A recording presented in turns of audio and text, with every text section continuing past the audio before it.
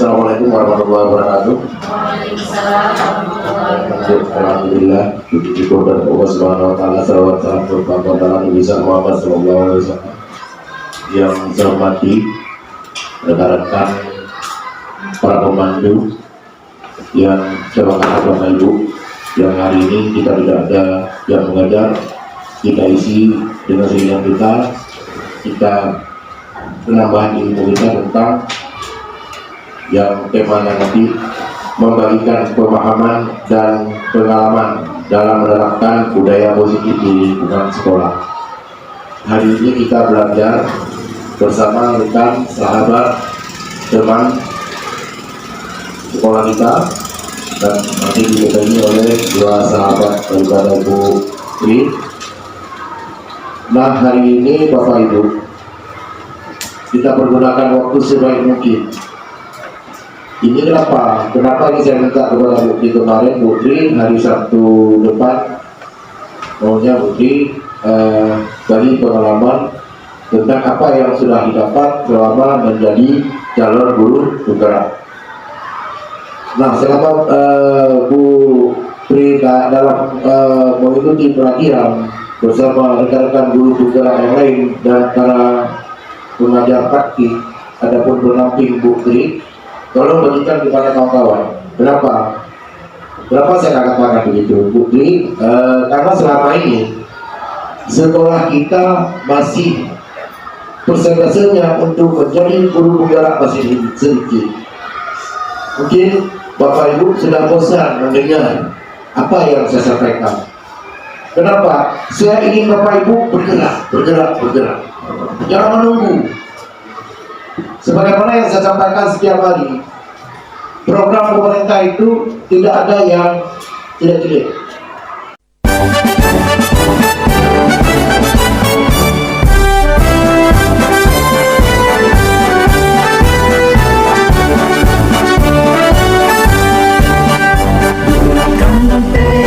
Kuatkan hati, negeri ini memanggilmu kawan. Belajar bergerak berbagi untuk negeri, guru penggerak majukan pendidikan. Guru penggerak menghamba para murid, kreatif rancang pembelajaran. Hargai potensi, tingkatkan prestasi, lahirkan profil pelajar Pancasila. Bismillahirrahmanirrahim. Assalamualaikum warahmatullahi wabarakatuh. Syukur alhamdulillah, dari sama-sama kita panjatkan kehadirat Allah Subhanahu wa taala yang masih memberikan kesehatan, umur panjang, sehingga pada hari ini kita bisa berkumpul di tempat yang mulia ini. Salawat diiring salam, mari sama-sama kita sanjung-sanjungkan kepangkuan Allah baginda Nabi besar Muhammad sallallahu alaihi wasallam yang telah membawa kita dari alam kegelapan ke alam yang penuh ilmu pengetahuan seperti yang sudah kita rasakan pada saat ini. Penghormatan saya kepada Bapak Kepala PPD SD Mulia Thomas Binen yang sudah bersedia meluangkan waktu untuk diseminasi budaya positif yang merupakan tugas bagian dari aksi nyata modul 1.4 saya sebagai calon guru penggerak.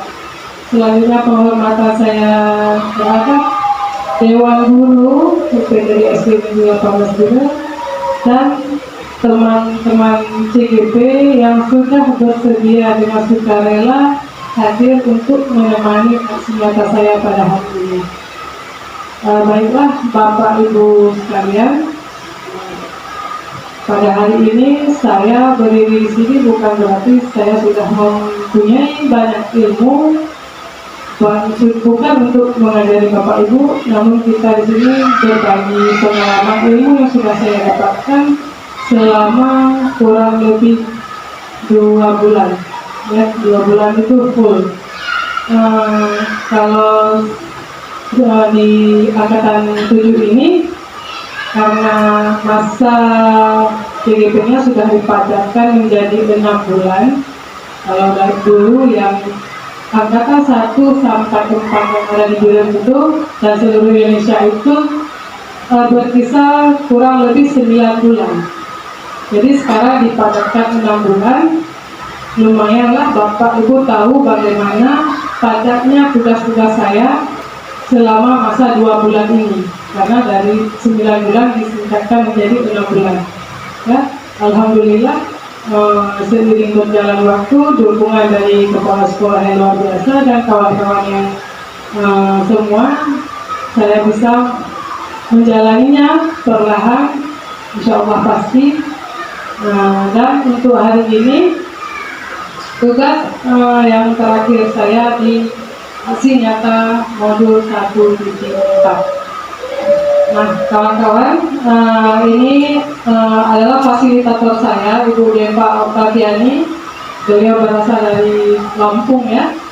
Ibu Erina Rahmi, pengajar praktik saya, berasal dari Samalangan. Nah, lanjut. Jadi ketika kita akan belajar budaya positif, terlebih dahulu kita juga akan membuat sebuah kesepakatan selama kita belajar ya, karena kesepakatan ini merupakan juga dari budaya positif. Nah, yang pertama itu ada gambar silent HP-nya. Kalau memang nanti ada yang panggilan darurat, boleh nanti angkat tangan. Maaf Bapak, membelakang Bapak ya. Terima kasih Bapak. Jadi ini HP mode silent. Jadi kalau memang ada panggilan yang diperlukan atau memang izin yang mau bertanya, silakan raise hand. Selanjutnya tadi kesepakatannya jam 9 rencana, cuma karena ada kendala teknik, jadi bisa saja nanti jam 12 atau kurang kita usahakan kalau terkerja materinya setengah 12 kita tuntaskan. Nah, selanjutnya supaya kita mudah memahami saat kita mau belajar itu tenang, sebaiknya kita tenangkan hati dan pikiran dulu. Itu yang paling utama ya. Kita fokus, tenangkan hati dan pikiran. Harapkan semua perhatian untuk fokus belajar. Ya, jangan ada yang menerawang. Mungkin ada beban-beban, coba kita tinggalkan dulu. Selanjutnya hadirkan rasa ingin tahu, syukur dan relaksasi ya. Tapi sukacita kita bersama, apa-apa yang Bapak ingin tahu atau Bapak sudah tahu, nanti kita saling berbagi, saling sharing di sini. Selanjutnya konsep-konsep kunci dalam budaya positif itu ada perubahan paradigma belajar, ada disiplin positif, ada motivasi perilaku manusia, kebutuhan dasar, posisi kontrol restitusi, keyakinan kelas, dan segitiga restitusi. Dan materi yang sudah ada di modul budaya positif ini bukanlah hal yang baru, karena Bapak Ibu sudah menemukannya dalam PMM ya. Yang intinya kita akan memahami konsep pendidikan menurut Ki Hajar Dewantara dihubungkan dengan konsep budaya positif yang ada di lingkungan kita yang berpihak kepada murid ya. Yang pertama sekali, Bapak Ibu, sebelum saya maju ke materinya, sebaiknya kita ketahui dulu apa nilai-nilai sebagai guru penggerak.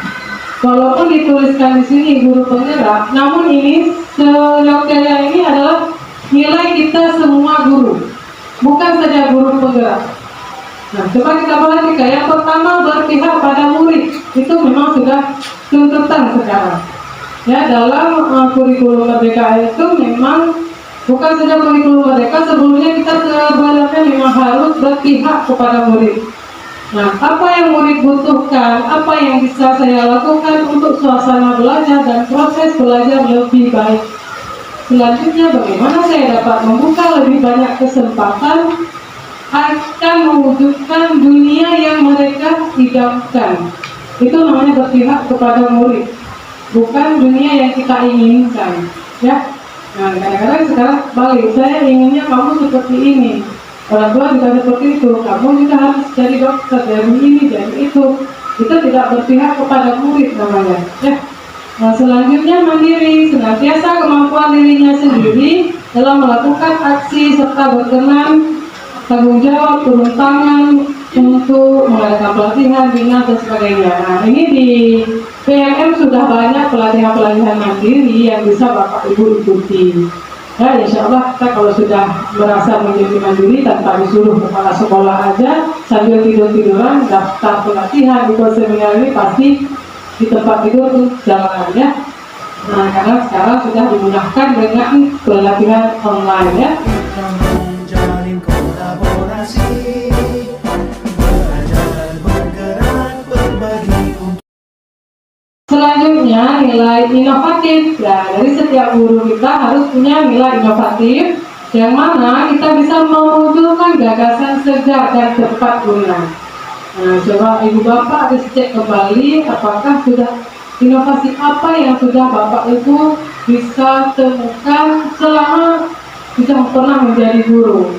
Terus saya pernah menemukan alat peraga untuk pernapasan.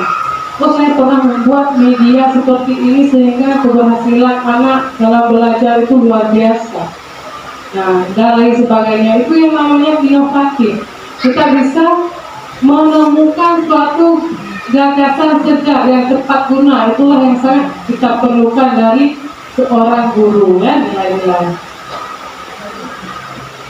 Berikutnya peran guru penggerak. Ya, peran guru penggerak ini juga peran guru-guru yang lainnya yang ada di seluruh Indonesia. Kita mempunyai peran menjadi pemimpin pembelajaran. Sebagaimana filosofi Ki Hajar Dewantara, Ingarso Sang Tulaga.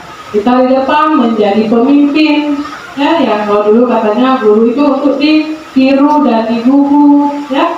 Nah, seperti inilah memimpin contoh kebaikan, patut ditiru untuk ditiru orang lain dalam perbuatan, kelakuan dan sifat. Kemudian iman dia mengkarsa, memberdaya, menyemangati, ya, sama sebagai memperbaiki kualitas diri.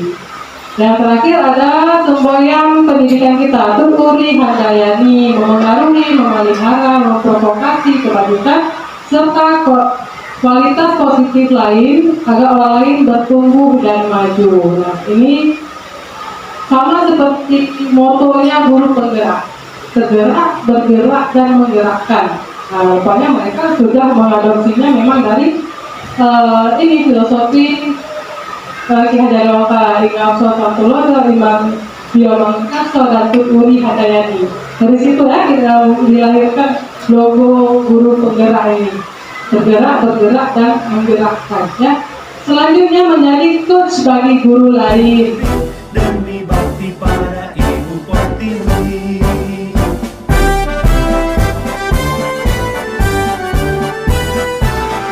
Baiklah, yang pertama sekali perubahan paradigma belajar.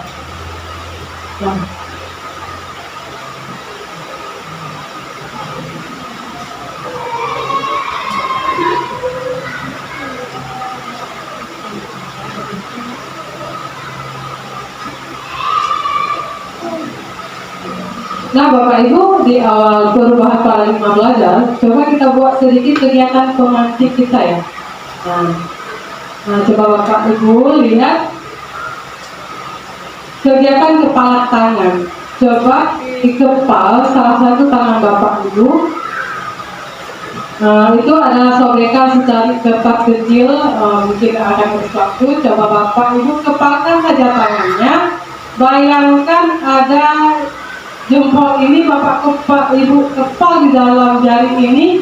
Anggap saja jempol ini adalah satu barang yang paling berharga yang Bapak Ibu miliki, yang sangat-sangat berharga. Coba dikepal di dalam genggaman, ya, dikepal. Kemudian teman di samping itu akan berusaha dengan membujuk, mengancam, menghati, merayu, ya, terserah Bapak Ibu bagaimana cara untuk membuka kepalan tangan Bapak Ibu. Tetapi ini ya, ingat posisinya barang yang paling berharga ini yang dimiliki. Ya. Sudah? Kemudian setelah Bapak Ibu kepalkan tangan, nah seperti yang tidak ada reaksi ini, cobalah bujuk ke rayu ke kawan di sampingnya ya, untuk bisa membuka. Coba next juga. Nah, ya dari hasil kepalan tangannya, pertanyaan yang pertama, apakah Anda atau kawan Anda membuka kepala tangan Anda? Nah, yang kedua sama juga, apakah Anda atau teman Anda menutup kepala tangan Anda? Nah, alasannya nomor 1 dan nomor 2 ini mungkin akan bervariasi menurut Bapak dan Ibu lakukan ya. Nah, jadi yang intinya dari kegiatan pemantik ini bahwa dari pertanyaan nomor 3, sesungguhnya siapa yang memegang kendali atau kontrol untuk membuka atau menutup kepala tangan? Menurut Bapak Ibu siapa? Ya, diri kita sendiri. Next, nah, tidak ada orang lain yang bisa mengatur kita. Tidak ada orang lain yang bisa mengontrol kita. Sesungguhnya diri kita sendirilah yang bisa mengontrol apa yang kita lakukan. Ya. Nah, ini ilustrasi guru mengontrol murid bahwa penguatan positif, efektif dan bermanfaat. Coba Bapak Ibu bacakan, lihat. Nah, bagaimana ilustrasi guru mengontrol murid? Ya. Sekarang kita sering di dalam kelas, ya, ketika kita memperhatikan gerak-gerik dari siswa. Baik mereka sedang melakukan kegiatan, mau belajar, tingkah mereka, ya, itu banyak hal kita temukan ketika kita sedang mengontrol murid. Ada ilusi bahwa semua penguatan positif, efektif dan bermanfaat. Ya, ini sangat benar sekali. Karena semua yang positif itu pasti akan menghasilkan juga nilai yang positif, akan bermanfaat. Kemudian ada ilusi yang paradigma yang kita jumpai bahwa kritik membuat orang merasa bersalah dapat menguatkan karakter. Benar nggak ya Bapak Ibu seperti itu? Kritik membuat orang merasa bersalah itu biar jadi orang kuat, bertambah karakter. Mungkin seketika kita akan jawab benar itu, biar dia tahu rasa bersalah, ya. Tetapi efeknya ke depan itu akan sangat tidak baik. Nah, dia akan kita sendiri ketika dikritik orang, ya, apalagi di depan ramai itu mungkin tidak akan menyenangkan. Efek dendamnya nanti ya, dia maluin saya, nanti saya akan maluin dia suatu hari, pasti seperti itu. Kemudian ilusi bahwa orang dewasa memiliki hak untuk memaksa. Itu yang sedang kita lakukan, ya kan? Di kelas kita sebagai orang dewasa sepertinya berhak memaksa anak-anak, ya. Kamu harus bisa kerjakan soal itu, kamu harus bisa tulis ini. Itu adalah sudah masuk ke paradigma yang selalu kita lakukan sekarang, ya. Nah, ini nanti teori-teori ini bisa dibacakan. Realitas kalau stimulus respon itu seperti apa?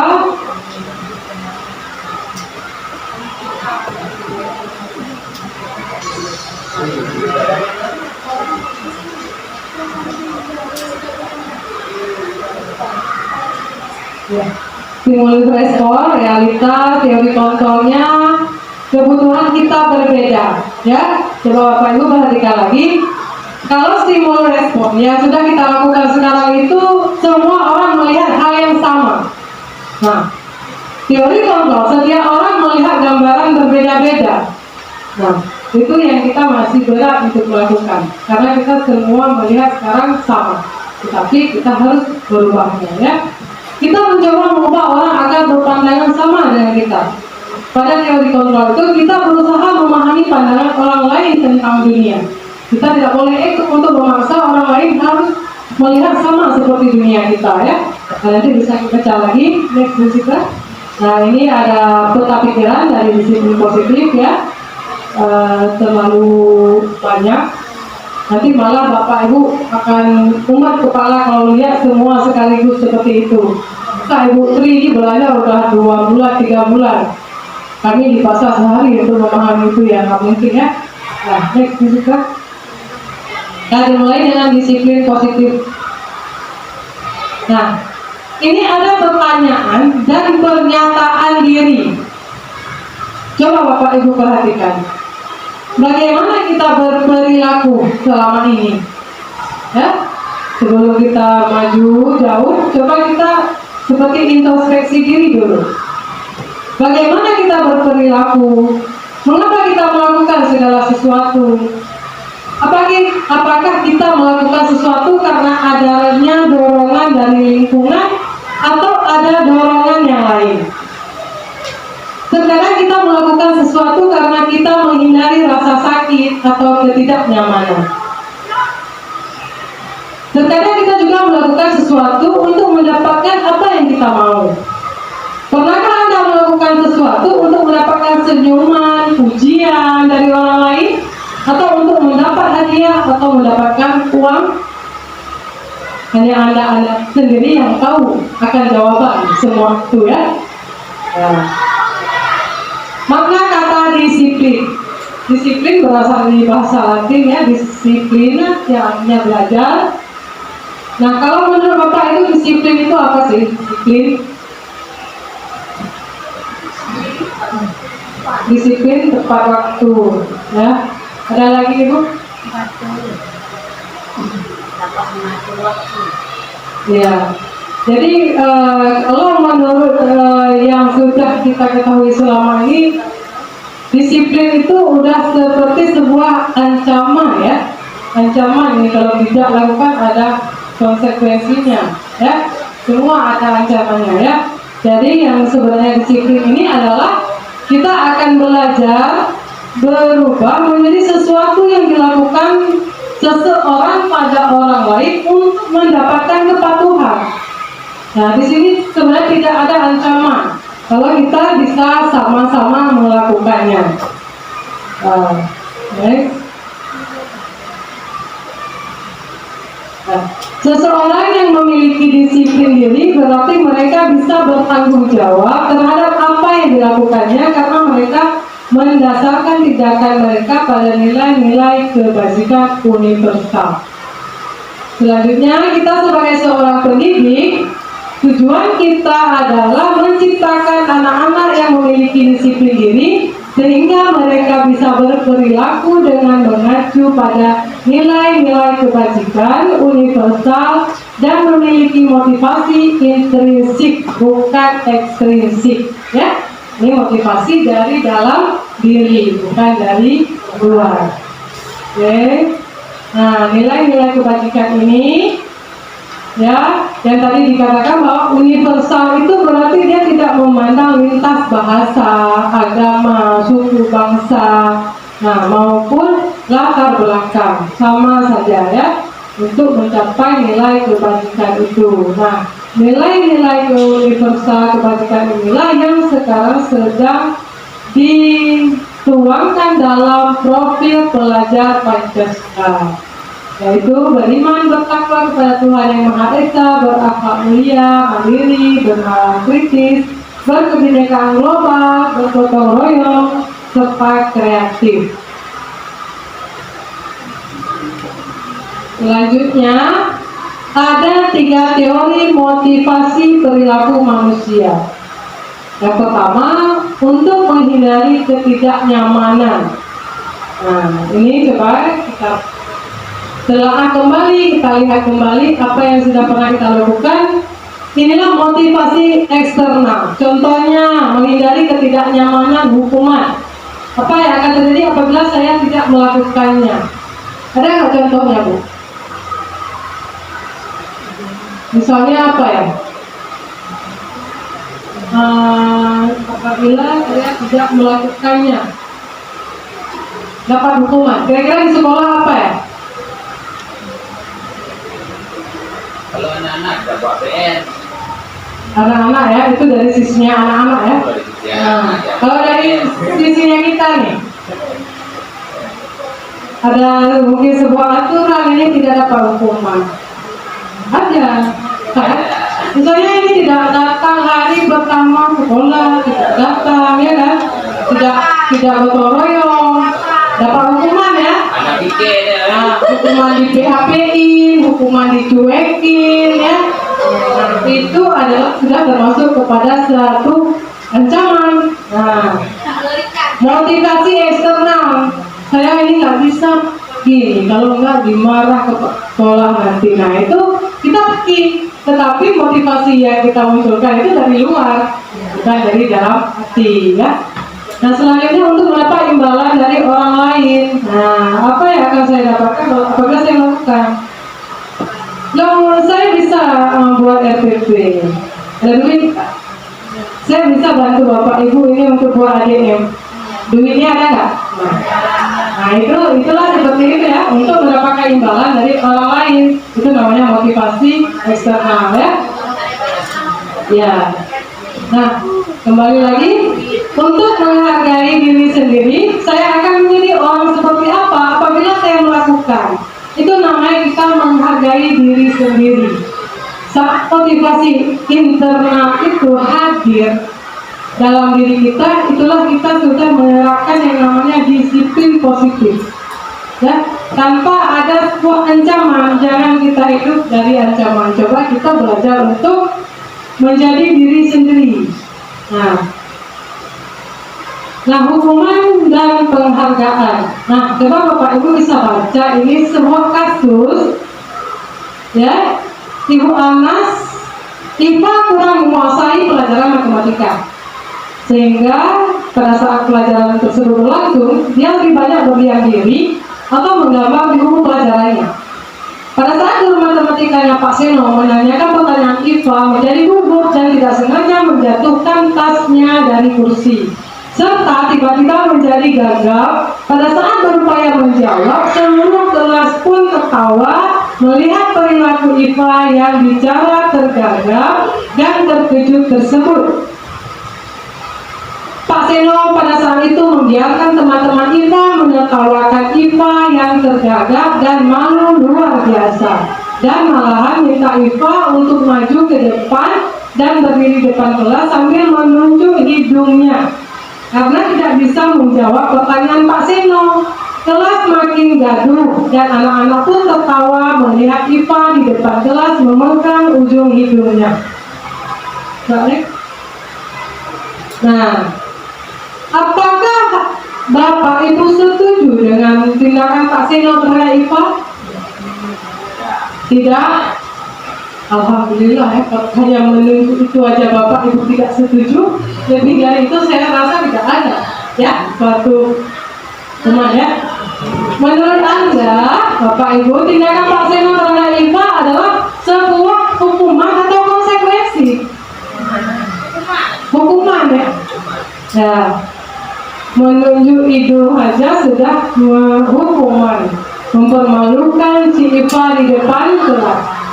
Ya, kita tidak cerita yang lain-lain ya.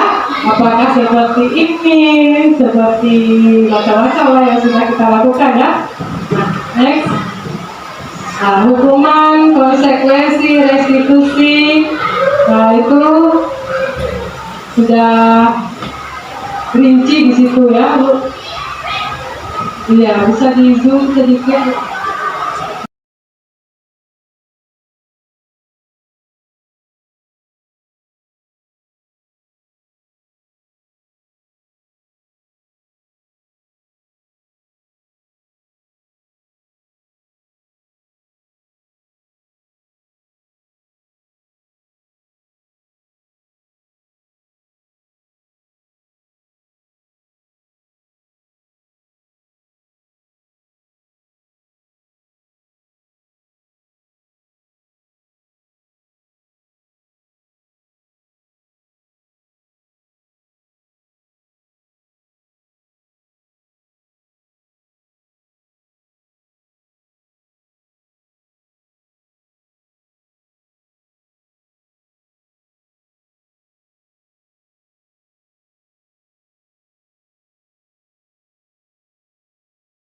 Nah, ini bisa dilihat hukuman bersifat tidak terencana atau tiba-tiba. Anak atau murid tidak tahu apa yang akan terjadi dan tidak dilibatkan. Nah, pernah nggak kita kasih hukuman kita libatkan murid? Kita mufakat dulu dengan murid. Nah, ibu kasih hukuman, ya tidak ada itu. Kalau ada timbal balik bukan hukuman namanya ya. Ada konsekuensi sudah terencana atau sudah disepakati seperti yang saya katakan tadi. Siapa yang tidak menyiapkan catatan nanti tidak boleh istirahat. Kalian harus siap catatannya dulu. Itu ada konsekuensinya. Ya, ada konsekuensi apabila dia tidak menyelesaikan catatannya. Restitusi membantu murid menjadi lebih memiliki tujuan, disiplin positif, dan memulihkan dirinya setelah berbuat salah. Ya, penekanannya bukanlah pada bagaimana perilaku untuk menyenangkan orang lain atau menghindari ketidaknyamanan, namun tujuannya adalah menjadi orang yang menghargai nilai-nilai kebajikan yang mereka ikuti. Itu yang sulit kita tanamkan. Restitusi kita akan membentuk nilai-nilai yang sudah mereka dapati baik di rumah, di tempat pengajiannya, di sekolah, itu kita tanamkan kembali. Nah, ya, selanjutnya, nah ini ada sedikit tantangan untuk Bapak Ibu. Coba Bapak Ibu baca. Yang pertama, mencetak 100 kali di dalam buku kalimat saya tidak akan terlambat lagi karena terlambat ke sekolah. Kira-kira ini hukuman atau konsekuensi ya? Ya, punya ya pengalaman mencatat anak-anak sampai 1 halaman? Ada ya.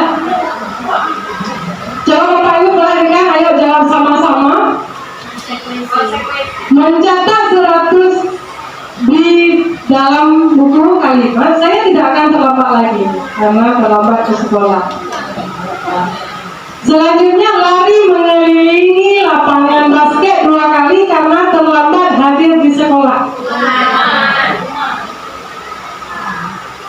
Murid diminta, nanti di slide berikutnya semua sudah ada jawabannya, tinggal kita uji nyali aja ini. Murid diminta untuk push up 15 kali karena tidak menggunakan masker ke sekolah. Hukuman atau konsekuensi ini? Gara-gara gak pakai masker udah kena push up ya. Tujuannya kita untuk menyehatkan, gara-gara push up bisa saja nanti malah sakit ya. Menggantikan kertas tugas teman yang telah dicoret-coret. Membersihkan tumpahan air di meja tulis karena tersenggol pada saat belajar. Murid disuruh untuk mengenakan sepatu seharian di sekolah karena tidak mengenakan sepatu hitam. Berarti ini disuruh mengenakan, bukan? Karena tidak mengenakan sepatu hitam. Selanjutnya, lari mengelilingi lapangan basket 2 kali karena terlambat 10 menit untuk pelajaran PJOK. Next, Musitra. Ya, inilah jawabannya ya. Konsekuensi itu hanya 2, mengganti kertas tugas teman yang telah dicoret-coret. Berarti dia tahu konsekuensinya. Kamu sudah coret, kamu ganti. Membersihkan tumpahan air di meja, tersenggol pada saat belajar. Sudah berpaling, dia bersihkan. Nah, itu sudah tahu konsekuensinya ya. Tapi kalau yang lain itu sudah merupakan hukuman ya. Lanjut. Nah, sekarang 5 posisi kontrol restitusi harus kita ketahui dan harus kita jalankan ya. Yang tidak semua harus kita jalankan. Yang paling penting yang harus dijalankan itu yang 1 saja. Nah, yang pertama, posisi kontrol penghukum. Seorang penghukum bisa menggunakan hukuman fisik maupun verbal. Orang-orang yang menjalankan posisi penghukum senantiasa mengatakan bahwa sekolah memerlukan sistem atau alat yang dapat lebih menekan murid-murid lebih Pasti seperti itu ya, kalau hukuman ya. Sekolah kami itu punya aturan, ya. Nah, guru-guru yang menerapkan posisi pengatur akan berkata, ini peraturan saya, awas kalau tidak dipatuhi. Kamu selalu saja salah. Ini ya, ini kata-kata dari penghukum ya. Jujur aja ya, saya juga ada seperti itu. Nah, selalu, pasti selalu yang terakhir selesai. Kalau udah pada pulang, kamu selalu yang terakhir. Aduh, ibu-ibu telah pulang ini, padahal mau ke pesta.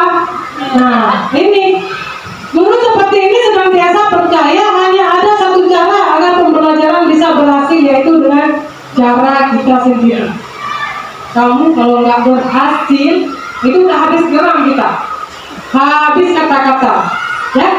Nah, semoga saya juga punya sedikit motivasi sebenarnya setelah mengikut penggerak, seperti terhipnotis juga, sedikit belajar psikolog di sini. Kadang-kadang teman-teman sejawat saya, guru-guru ada ngeluh ke saya, Bu, anak ini malas buat, Bu, anak ini seperti ini. Saya malah diam kadang. Mungkin mereka akan berkata di belakang saya, Ibu Tri malas sekali kita ngomong nggak dipedulikan, ya diam aja. Sebenarnya saya sedang mengkaji. Sebenarnya itu salah saya atau anak-anak. Kalau dulu kita dengar bahwa anak itu terlahir seperti kertas putih, benar nggak? Benar memang kata-kata itu benar. Salah. Kalau dia terlahir sebagai kata-kata kertas putih, kita tinggal ambil coret-coret aja. Saya maunya kamu seperti ini, saya coret-coret aja. Kamu harus seperti ini. Itu sudah paradigma yang salah. Yang benarnya apa? Anak-anak lahir itu sudah ada dia goresan-goresan, tali-tali putus. Sudah ada di arsir dia. Kebaikan dia semua sudah ada. Berkat alamnya itu sudah ada. Tinggal tergantung lahirnya di mana. Apa setelah lahir orang tuanya apa latar belakangnya, ada mungkin keributan, dia lahir dari lingkungan yang sedikit mengerikan, yang garis-garis kodrat alam yang baik itulah dia sama hilang. Seharusnya yang tadi yang baik-baik itu tinggal kita mantapkan aja, kita terangkan, yang kita mantapkan di luar sekolah. Tetapi karena faktor lain, faktor X-nya, lingkungan alam itu jadi mempengaruhi dia. Nah, ya coba kita kajikan kembali kata-kata anak itu kan seperti kertas putih. Kita coret-coret aja, terserah kita mau apa. Sebenarnya mereka terlahir itu sudah ada garis-garis kebaikan mereka. Tinggal lingkungannya, kitanya, guru, orang tuanya yang terutama, yang pertama sekali mendidik mereka. Setuju ya? Setuju? Ada yang ingin dikatakan Pak Teo? Kalau sebenarnya kalau dibilang kertas putih atau seperti Ibu bilang, saya masih 50-50 Bu. Kenapa saya bilang masih 50-50? Karena anak-anak biasanya apa yang kertas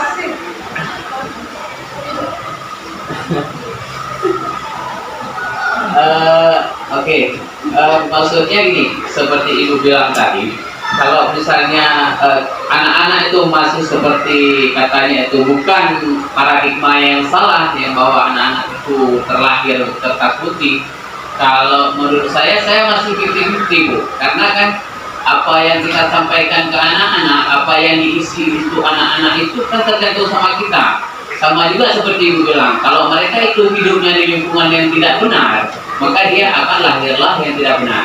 Tapi kalau dia hidupnya di dalam kondisinya yang benar, yang diisi adalah dengan hal-hal yang baik, maka dia akan bergaul dengan hal-hal yang baik pula. Jadi kalau ditanya itu setuju, saya masih 50-50 Bu. Jadi mungkin pemahaman Ibu lebih jelas ya, boleh di-sharekan ke kita gitu. Terima kasih Bu.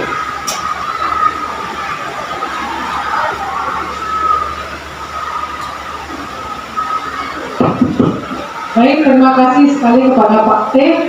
Ya, kalau dulu kertas putih itu juga seperti ini, anak-anak karena dia mudah meniru. Nah, apa yang dia lihat itu yang dia buat. Itu yang saya pahami. Kalau memang itu benar, maka itu seperti kertas putih. Dalam artinya, apa yang dia lihat dia tiru, apa yang kita buat dia buat. Nah, apa yang kita perintahkan dia melakukannya. Nah, tetapi kalau dari sisi ini, dari wataknya, kodrat alamnya dia, ya, ini dari kembali kita ke kodratnya. Nah, itu kalau kertas putih itu ya seperti yang saya katakan tadi, berarti dia tidak bisa menjadi dirinya sendiri. Semua orang, semua lingkungan itu harus dirubah. Nah, tidak masalah ya. Nanti kita akan mengkaji kembali secara bersama. Next Ibu Zikra untuk posisi kontrol yang selanjutnya, pembuat merasa bersalah. Pada posisi ini biasanya guru akan bersuara lebih lembut. Pembuat merasa bersalah menggunakan keheningan yang membuat orang lain merasa tidak nyaman, bersalah atau rendah hati. Kata-kata yang lembut dan leluhur seperti ibu sangat kecewa sekali dengan kamu. Ya, ada yang kita menggunakan ya. Berapa kali Bapak harus memberitahukan kamu ya? Kita ngomongnya itu udah lembut sekali. Tetapi dia akan merasa dirinya bersalah. Ya. Di posisi ini murid akan memiliki penilaian diri yang buruk tentang diri mereka. Murid merasa tidak berharga dan telah mengecewakan orang-orang yang disayangi. Nah, pada posisi kontrol ini juga sangat tidak diharapkan dari kita guru ya. Selanjutnya pada posisi teman. Pada posisi teman, di sini tidak akan saling menyakiti, namun tetap berupaya mengontrol murid melalui persuasi. Posisi teman pada guru bisa negatif maupun positif, ya, tidak selamanya positif, bisa saja negatif. Nah, posisi di sini hubungan baik terjadi antara guru dan murid. Nah, ketika kita berada pada posisi teman, pasti akan mengatakan, ayo bantulah demi Bapak. Ini yang paling sering kita ya. Jangan kita mau jadi temannya anak-anak. Ayo ingat tidak bantuan Bapak selama ini. Ya sudah, kali ini tidak apa-apa. Nanti Ibu bantu bereskan. Nah, hal negatif dari posisi teman adalah bila suatu saat guru tersebut tidak membantu, maka murid akan kecewa dan berkata, saya pikir Bapak Ibu teman saya.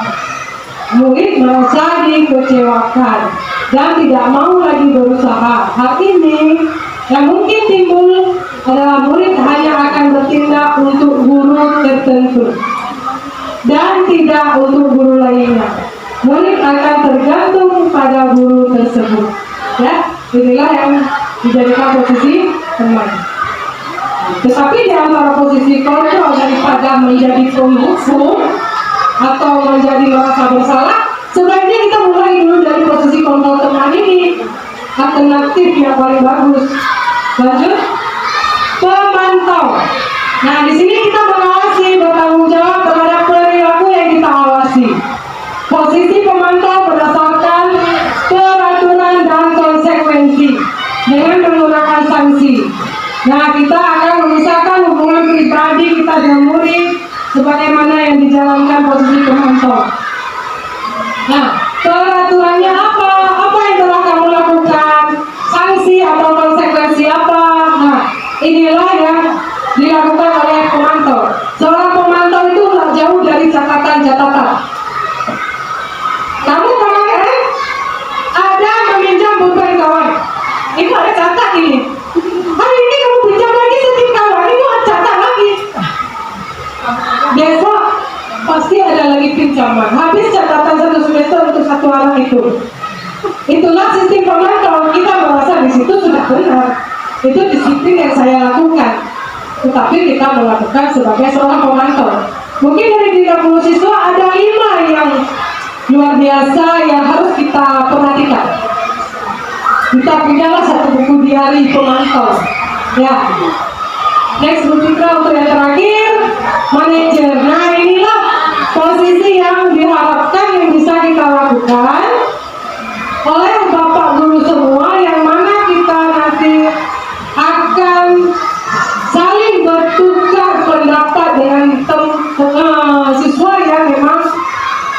kita benak sikap mereka. Dari seorang manajer akan keluar kata-kata apa yang kita yakini di dalam kelas. Ya, apa yang kita yakini, artinya kita akan buat. Jangan masuk, masuk istirahat. Ya, kalau salah. Selanjutnya kata penontonnya mulai tes mic. Jangan tinggal saja. Pakai tolong ambilkan air, saya bernyanyi sendiri.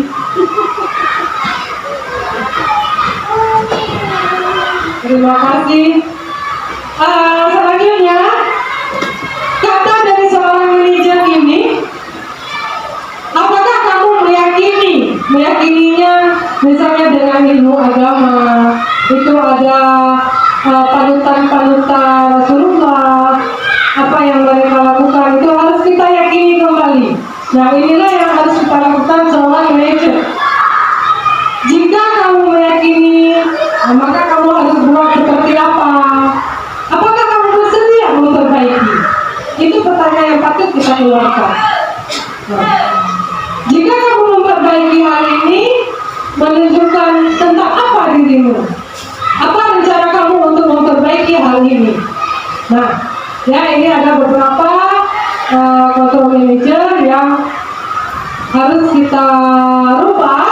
Nah, insya Allah sulit bagi kita untuk merubahnya, tetapi memulai itu lebih baik daripada tidak sama sekali, ya. Next. Nah, ini sudah masuk ke topik yang lebih seru lagi, ya. 5 kebutuhan dasar manusia. Apa saja Bapak Ibu yang Ibu tahu kebutuhan dasar manusia selama ini? Oh, tidak ada lagi Bapak, ya, tinggal Ibu. Ibu-ibu, apa yang Ibu tahu tentang kebutuhan dasar manusia? Kasih sayang.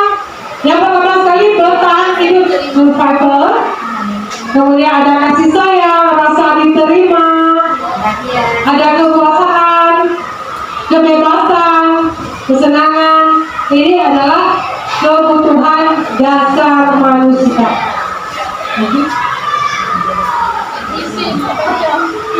Kebutuhan bertahan hidup.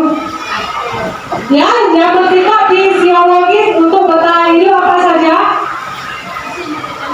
Iya. Ya, makanan. Nah, yang kita lagi makan, ya.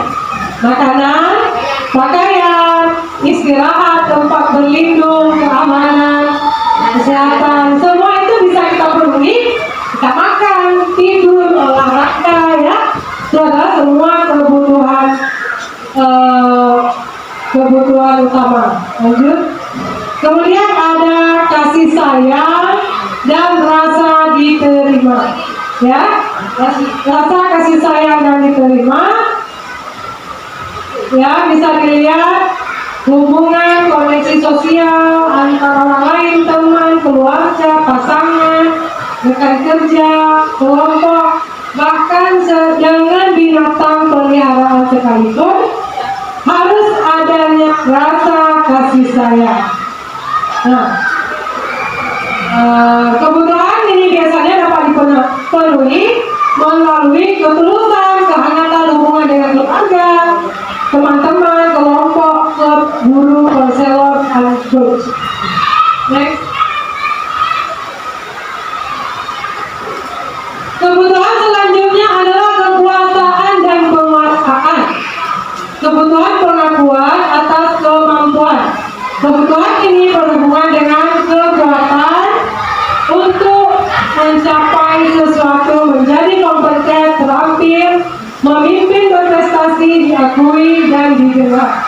Ya, kebutuhan ini dapat dipenuhi dengan membuat proyek, hobi, tugas sekolah yang menantang dan membuat pilihan positif dan bekerja. Buatkan tekad, kuatkan hati. Negeri ini memanggilmu kawan. Belajar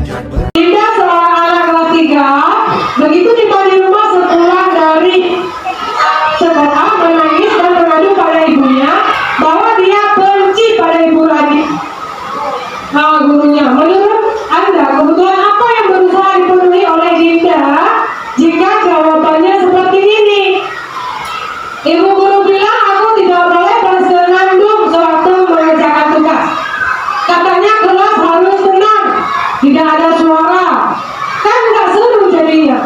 Kira-kira ini kebutuhan apa ini? Ingat kebutuhan tadi, kebutuhan kesenangan, penguasaan, kebutuhan rasa sayang. Nah, kira-kira ini si Dinda ini kebutuhan apa dia ngakunya ibu seperti itu? Bebasan. Bebasan atau merasa diterima? Nah, dia nggak boleh bersenandung katanya. Baik, lagu-lagu bro, dengan ibu mengajar. Nah, berarti kesenangan kebutuhan apa yang Dinda perlukan ya? Selanjutnya dia ngadu lagi, ibu guru tidak menyapaku hari ini, padahal aku pakai jepit rambut baru. Sampai segitunya anak-anak ya. Nah, sampai segitunya anak-anak. Nah, saya juga punya pengalaman. Waktu anak Eti yang sudah tamat, saya turun dari tangga, dia ikut. Bu, ibu pakai lipstik dari apa? Mama saya pakai lipstiknya nggak bagus. Berarti dia ada kebutuhan juga yang memang dia perlukan di rumah yang tidak dia dapatkan. Berarti itu perhatian. Perhatian Bu. Iya ya, tadi kebutuhan itu bisa dilanjut misalnya 5 kebutuhan tadi. Ya, nah itu Bu. Ada 5 kebutuhan tadi kita katakan, ada kebutuhan bertahan. Nah, lanjut ke persoalan tadi. Oke, lewat. Nah, ibu guru tidak menyapaku hari ini padahal aku pakai jepit rambut baru. Aku bosan, masa belajar cuma gitu-gitu aja, dengan ibu guru itu aja. Itu kebebasan ya. Nah, aku sebel gambarku tidak rapi, malah ibu guru nunjukin ke teman-temanku di depan kelas. Dia sebel gambarnya nggak bagus, gurunya malah nunjukin ke kawannya. Kebutuhan apa? Dia sebel dia. Ya, coba kita lihat jawabannya. Nah, kesenangan yang tadi ibu guru bilang nggak boleh bersenandung. Dia mau nyanyi-nyanyi aja di kelas. Berarti dia kebutuhan yang ini dia pilih adalah kesenangan. Nah, bagaimana caranya? Itulah teknik sama kita. Mungkin kita akan mengatakan, kamu suka nyanyi nak gini aja. Nanti waktu setelah istirahat jam pertama masuk, kamu nyanyi dulu. Kamu mau nyanyi apa? Atau kita ambil mic, kita kasih mic, kita suruh nyanyi dia. Nah, itu cara kita mengantisipasi hal-hal tersebut. Ibu guru tidak menyapaku hari ini padahal aku pakai jepit rambut baru. Nah, dia ingin anaknya kasih sayang dan rasa diterima. Kadang-kadang kita nggak sempat ya sampai sedetik itu, ya. Pakai jilbab baru, itu kita di sini seragam, ya. Tidak akan apa hal-hal seperti itu. Jepit rambut ke sepatu, ya, tidak terlalu nampak karena ada keseragaman, ya. Selanjutnya aku bosan, masa belajarnya cuma gitu-gitu aja, dengerin ibu guru aja. Nah, saya dapat keluhan seperti ini dari siswa-siswa. Nah, mungkin di belakang saya juga seperti itu lumrah. Anak-anak memang seperti itu. Nah, ini adalah kebebasan. Dia perlu kebebasan. Tidak mau seperti itu aja. Nah, selanjutnya aku sebel gambarku tidak rapi, malah ibu guru nunjukin ke teman-temanku di depan kelas. Ya, penguasaan. Nah, malu dia, ya, malu atas ditunjukkan gambar yang tidak bagus. Berikutnya. Nah, ini ada satu kasus lagi. Tahun ini Dimas genap berusia 17 tahun. Ia senang sekali ketika ayahnya mulai mengajarkan cara menyetir mobil. Setiap akhir pekan ia berlatih menyetir. Ia terlihat senang sekali berlatih sampai akhirnya ia bisa menyetir mobil dengan baik dan lancar. Ketika ibunya bertanya pada Dimas, apa yang membuat dia ingin bisa menyetir mobil? Ketika jawaban Dimas adalah seperti ini. Yang pertama, aku merasa bangga dan keren. Nah, kebutuhan apa itu yang dia miliki? Kepuasan, ya. Aku merasa bangga dan keren. Barusan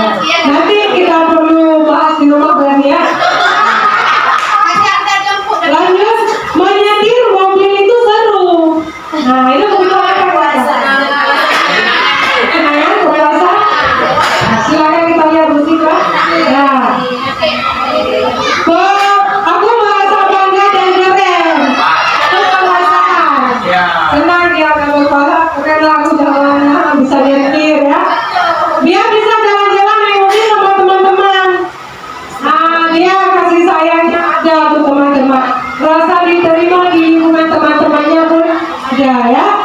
Selanjutnya aku senang bisa pergi ke tempat-tempat yang aku suka. Kebebasan, ya. Ingin kebebasan kemana aja dia suka dia bisa pergi. Selanjutnya kebutuhan berikutnya, menyetir mobil itu seru. Itu adalah kesenangan, seru-seruan dia. Senang. Next. Gerak berbagi untuk negeri, guru penggerak majukan pendidikan. Guru penggerak Nah, Bapak Ibu sambil makan tidak masalah, kembali ke tempat dulu. Saya bikin ada ice breaking yang merupakan filosofinya wortel, telur dan bubuk kopi. Nah,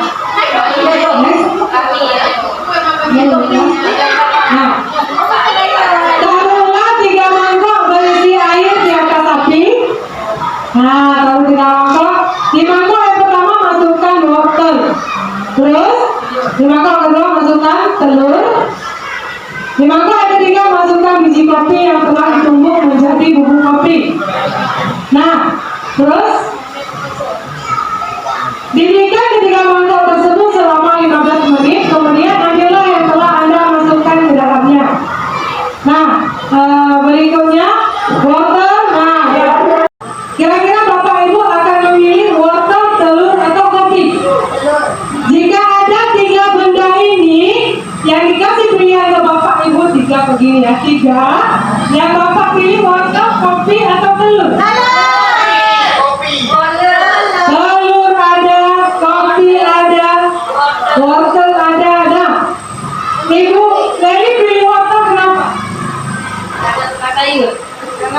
Karena suka sayur. Ibu Erni pilih? Ya, Ibu Erni pilih telur karena suka konsumsi telur. Pak Doni? Tapi inspirasinya.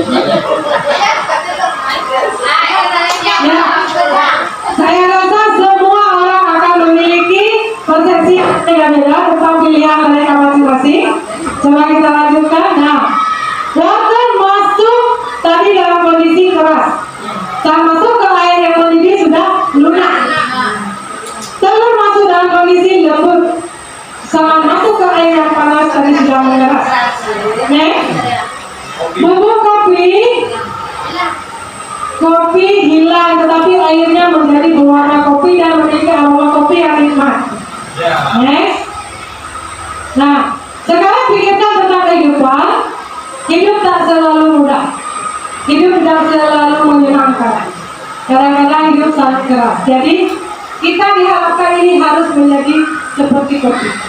Jangan kita sampai ke sekolah dari rumah pulang pengajian lembut macam telur sampai ke sini keras.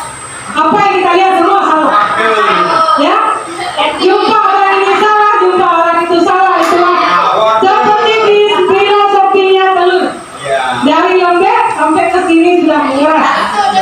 Ataupun sebaliknya menjadi wortel keras.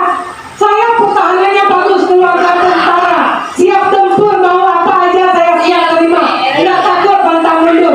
Sampai ke sekolah lihat Pak bahagia. Nah, itu filosofinya wortel. Pantang menyerah dimanapun kita berada. Ya. Next. Nah, semuanya tidak terjadi seperti yang kita harapkan. Ya. Orang-orang tidak memperlakukan kita seperti yang kita harapkan. Kita kerja keras tetapi mendapat hasil sangat sedikit. Apa yang terjadi ketika kita menghadapi kesukaran? Sekarang pikirkan lagi tentang ketiga mangkok tadi. Air yang mendidih ibarat persoalan hidup kita. Ya. Kemudian kita dapat seperti wortel. Kita masuk dengan keras dan kuat. Kita keluar dengan lunak dan lemah. Selanjutnya, kita menjadi sangat lemah. Kita kehilangan harapan. Kita menyerah.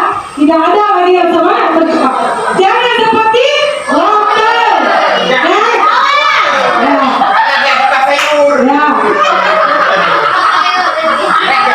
Kita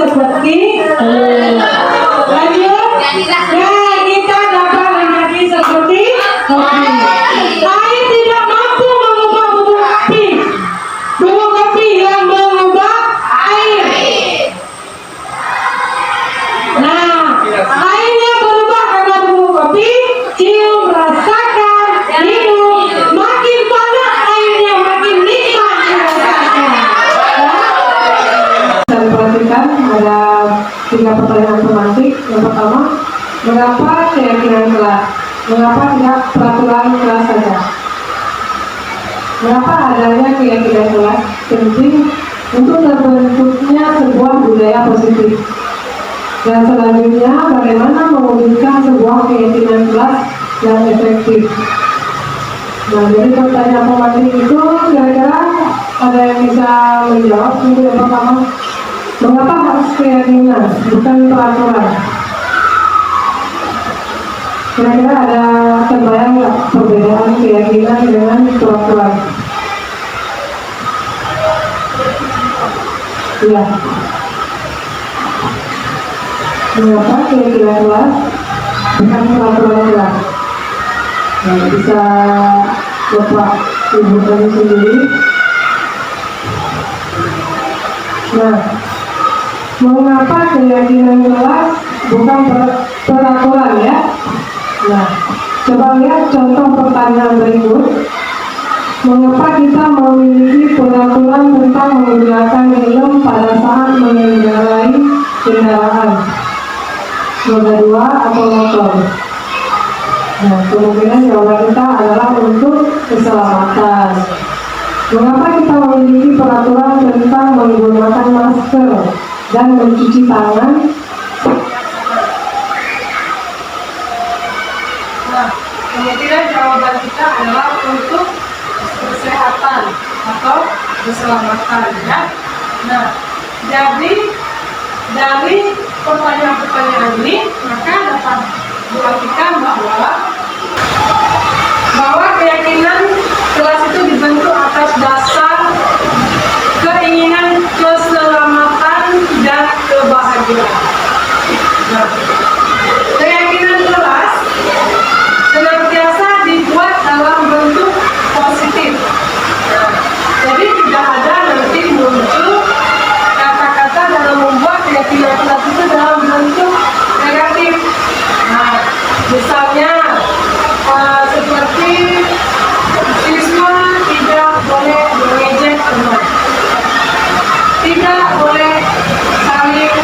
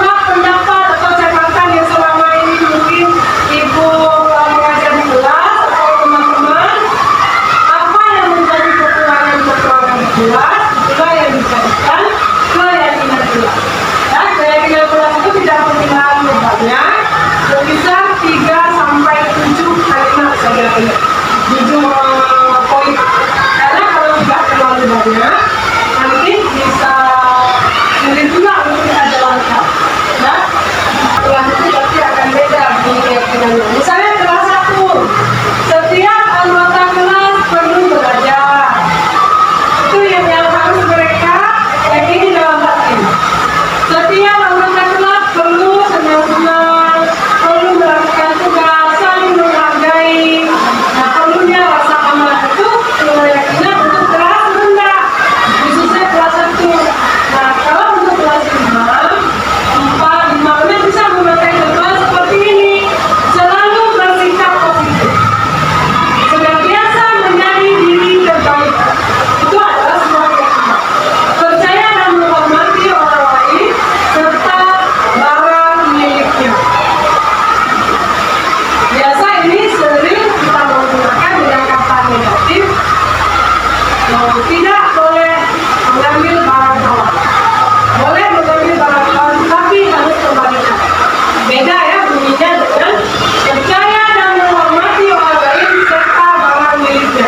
Jadi mereka yakin dengan yang mana milik mereka dan yang mana milik orang lain, apa yang harus mereka lakukan terhadap benda-benda milik orang lain. Selanjutnya berkomitmen terhadap setiap tugas. Jadi mereka tahu tugas yang mereka buat ini sebenarnya akan dikumpulkan, apa yang harus mereka lakukan. Itu adalah mereka sudah ada dalam hati sebuah keyakinan. Senantiasa membantu. Nah ini tidak perlu kita suruh lagi kalau kelas tinggi itu mereka sudah kita biasakan untuk bisa saling membantu ya. Nah selanjutnya segitiga restitusi.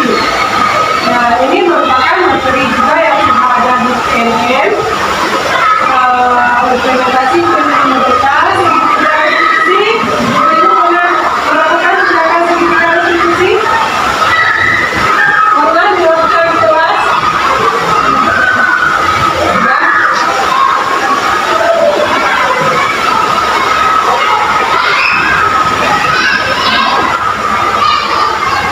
Segitiga restitusi ini merupakan satu tindakan menyelesaikan masalah. Dia menggunakan sistem segitiga restitusi. Ketika kita menemukan sebuah masalah, maka yang pertama sekali terlebih dahulu kita harus menstabilkan identitas. Menstabilkan identitas ini untuk ya membuat selama ini merasa tidak gagal dalam berbuat salah. Hal yang dia lakukan menjadi hal yang positif terhadap dirinya. Misalnya, ketika si anak itu melakukan kesalahan, kita bisa mengatakan berbuat salah itu hal yang manusiawi. Tidak ada manusia yang sempurna. Tidak ada yang mengatakan seperti itu. Alhamdulillah ya. Selanjutnya, Bapak itu juga buat salah. Kita kembali ke diri kita. Ketika kita menghadapi siswa yang berbuat salah, kita kaji kembali ke diri kita. Bapak itu juga pernah berbuat salah. Jadi kita mengatakan hal-hal demikian tidak membuat siswa ini menjadi orang yang merasa bersalah. Selanjutnya kata-kata menstabilkan identitas, kita pasti bisa menyelesaikan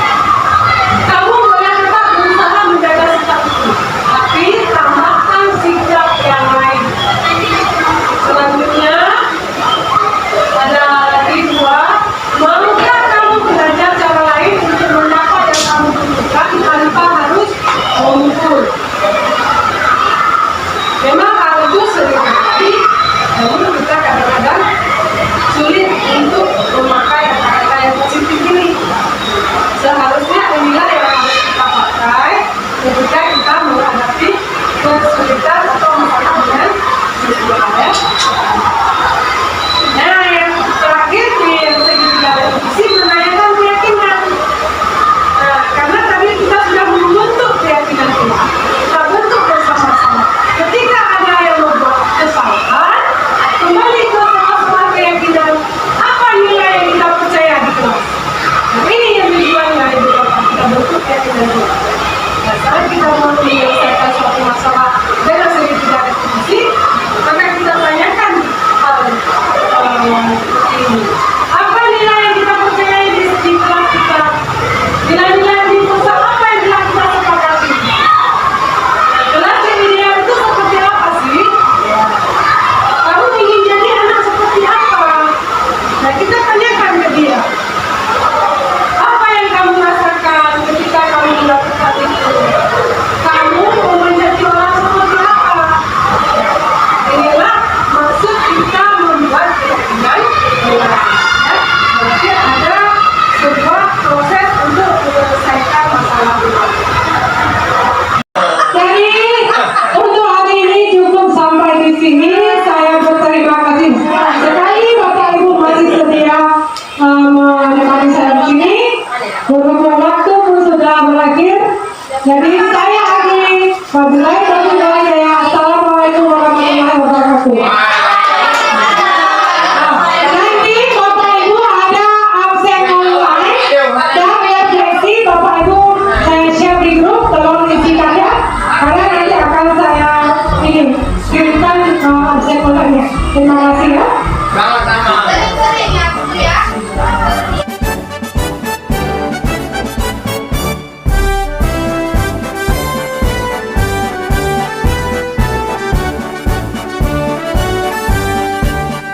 Bulatkan tekad, kuatkan hati. Negeri ini memanggilmu kawan. Belajar bergerak berbagi untuk negeri. Guru penggerak majukan pendidikan. Guru penggerak menghamba para murid. Kreatif rancang pembelajaran. Hargai potensi, tingkatkan prestasi. Lahirkan profil pelajar Pancasila. Belajar bergerak berbagi untuk negeri. Kita